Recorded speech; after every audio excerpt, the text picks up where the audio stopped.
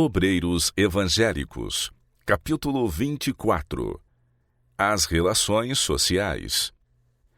A utilidade do ministro jovem, casado ou solteiro, é muitas vezes anulada pela amizade que lhe manifestam as jovens. Essas mulheres não imaginam que outros olhos as observam e que sua maneira de agir pode tender a prejudicar a influência do ministro a quem elas dão tanta atenção. Se atendessem estritamente às leis da discrição, seria muito melhor para elas e para o ministro. Sua falta nesse sentido coloca o ministro em posição desagradável e faz com que outros o julguem injustamente. Mas a responsabilidade dessa questão pesa sobre os próprios ministros.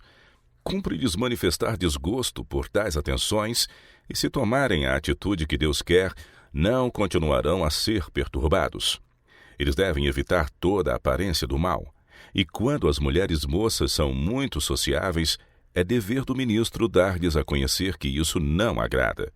Deve repelir a ousadia, mesmo que o julguem rude, a fim de salvar da censura a causa. As jovens que se houverem convertido à verdade e a Deus darão ouvidos à reprovação e se regenerarão. Gracejos, piadas e conversas profanas pertencem ao mundo. Os cristãos que possuem paz de Deus no coração serão alegres e felizes, sem condescender com a frivolidade. Enquanto velam em oração, hão de possuir uma serenidade e uma paz que os eleve acima de todas as superfluidades. O mistério da piedade desvendado ao espírito do ministro de Cristo erguê-lo-á acima dos divertimentos terrenos e sensuais.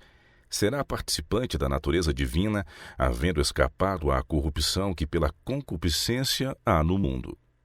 A comunhão estabelecida entre Deus e sua alma torná-lo-á frutífero no conhecimento da vontade de Deus e abrirá diante dele tesouros de assuntos práticos que pode apresentar ao povo, os quais não despertarão frivolidade nem a sombra de um sorriso, mas infundirão solenidade aos pensamentos, tocarão o coração e despertarão as sensibilidades morais para os sagrados direitos que Deus tem sobre as afeições e a vida. Os que trabalham na palavra e doutrina devem ser homens de Deus, de coração e vida puros. Estão surgindo jovens para entrar na obra de Deus, alguns dos quais mal têm qualquer senso da santidade e responsabilidade dessa obra. Pouca experiência têm no exercício da fé, na sincera fome de alma pelo Espírito de Deus, a qual sempre traz frutos. Alguns homens de boas aptidões, os quais poderiam ocupar posições importantes, não sabem de que espírito são.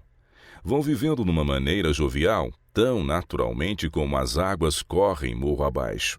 Falam tolices, brincam com as jovens, ao mesmo tempo que estão ouvindo quase diariamente as verdades mais solenes e mais de molde a comover a alma.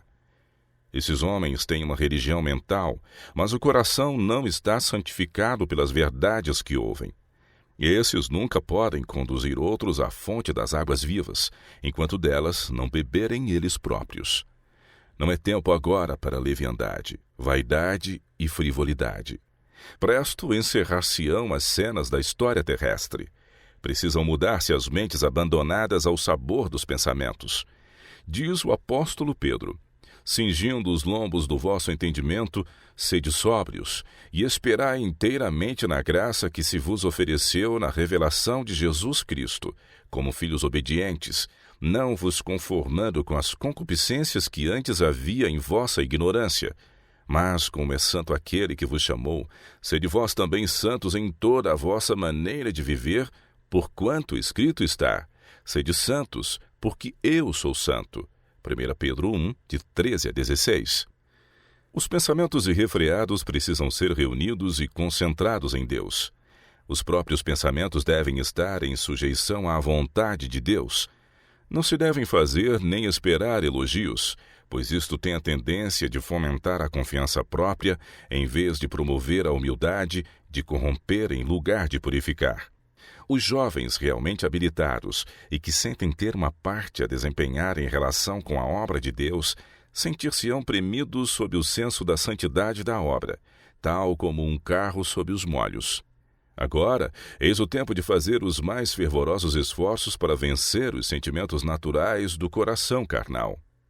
Quando um ministro que apresenta a solene mensagem de advertência ao mundo recebe as hospitaleiras gentilezas de amigos e irmãos, negligencia os deveres de pastor do rebanho e é descuidoso em seu exemplo e conduta, entretendo com jovens fúteis conversações, gracejos e pilhérias e relatando anedotas humorísticas para despertar o riso. Ele é indigno de ser ministro do Evangelho e necessita converter-se antes de lhe ser confiado o cuidado das ovelhas e cordeiros.